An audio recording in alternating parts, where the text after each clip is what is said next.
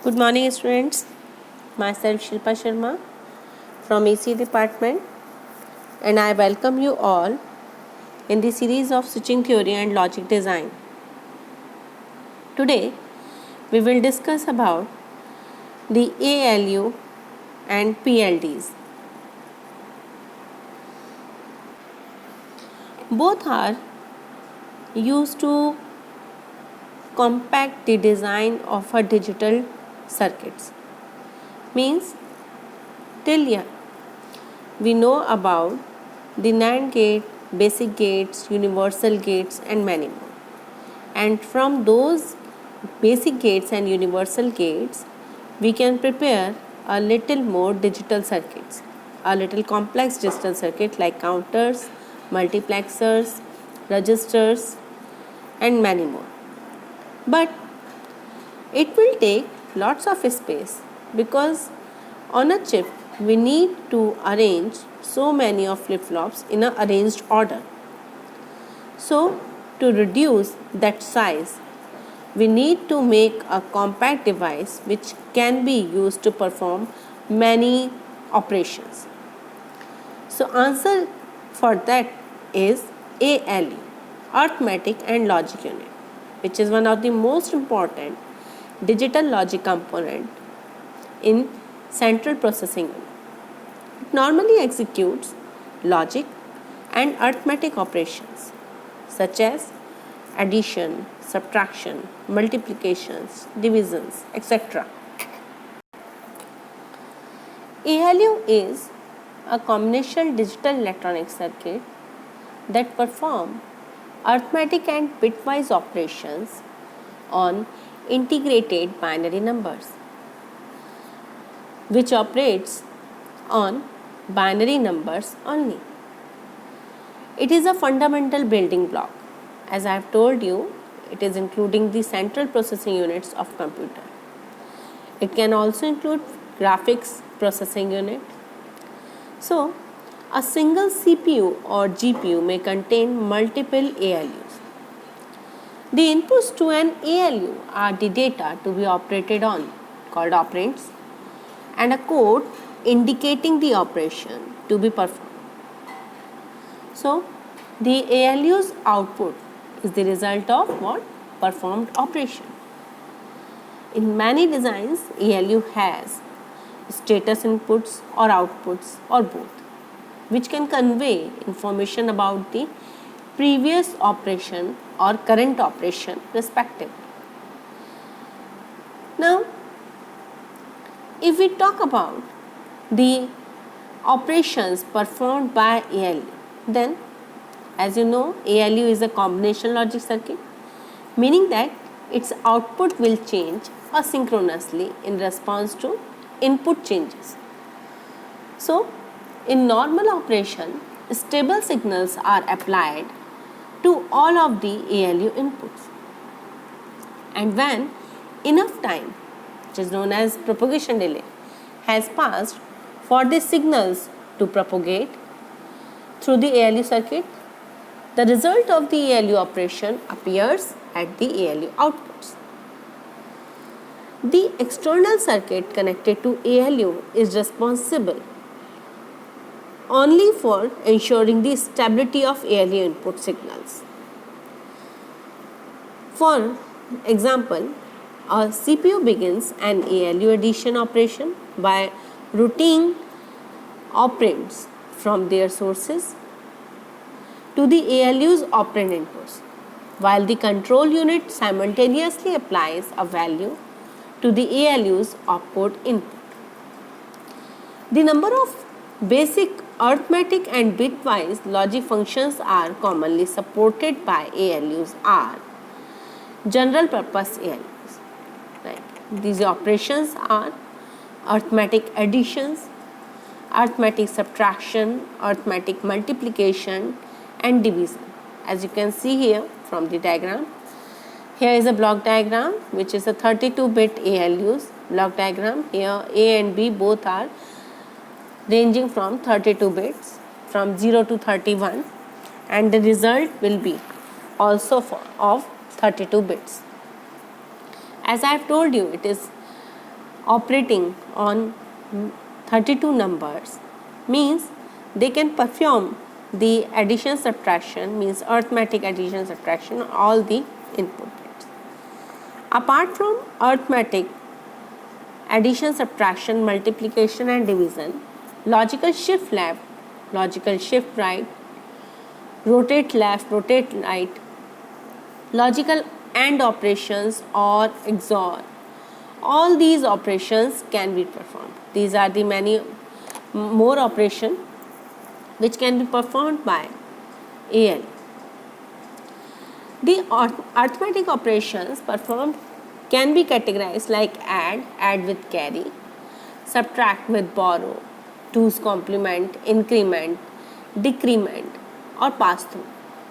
Whereas the logical functions, means AND or XOR, 1's complement, are known as bitwise logical operations, and the shifts are known as bit shift operations.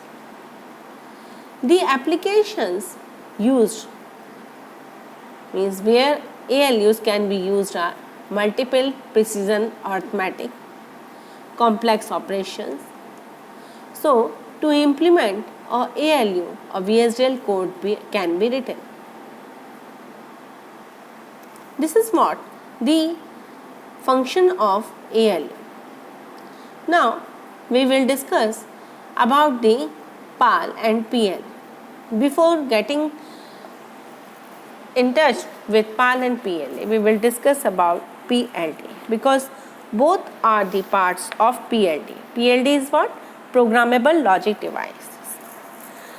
The programmable logic devices are a special type of ICs which can be programmed by the user as per their requirements.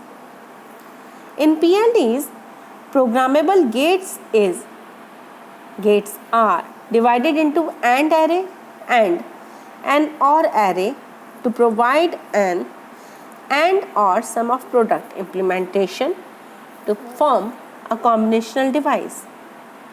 According to programmable connections in the AND OR array, PLDs may be classified into different categories as PLA, means programmable logic array, PAL, programmable array logic, PROM, programmable lead only memory, CPLD, complex programmable logic devices, and at last FPGA, field programmable gate arrays.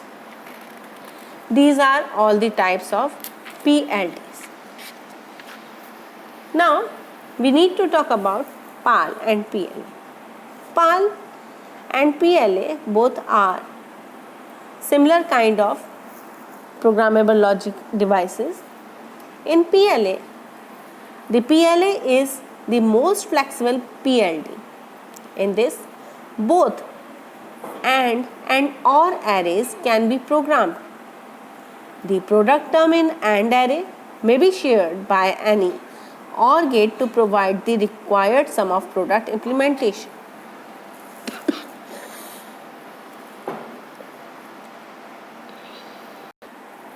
You can check it from here.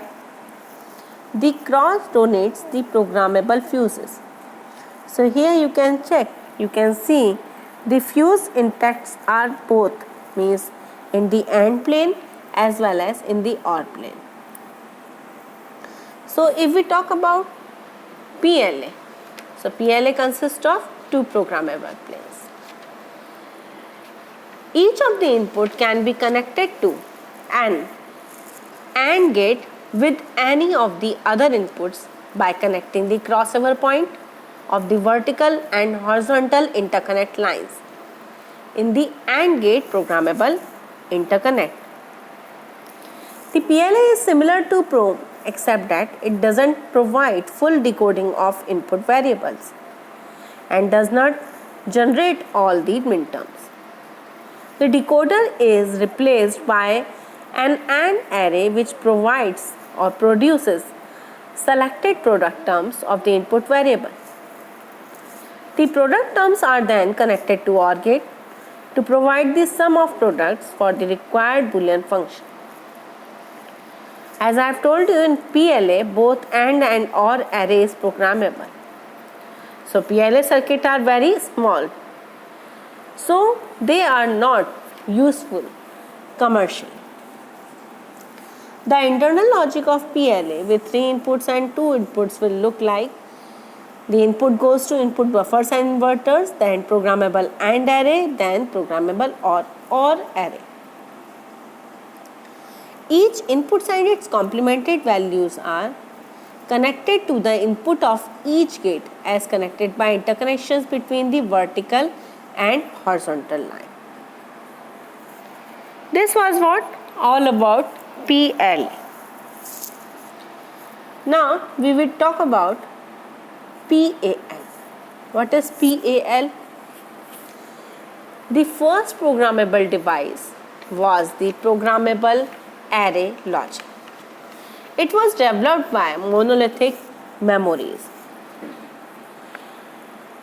This device is a programmable logic device with fixed OR array and a programmable AND array.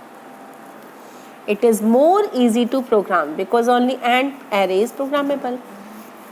But the programmable array logic or PAL is similar to PLA, but in a PAL device only AND gates are programmable.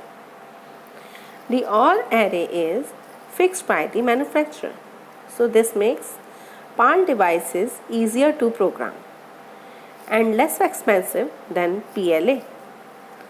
On the other hand, since the OR array is fixed, it is less flexible than a PLA device. This is the schematic diagram representation of PAL. Here you can see the cross denotes diffuse intact, which is programmable. So this is programmable AND array, whereas this dot represents the fixed OR connection. That's why this is called OR plane fixed. Now it can be represented by a block diagram. Here a block diagram, first inputs means true lines can be given to the AND array, which will contain the P product terms.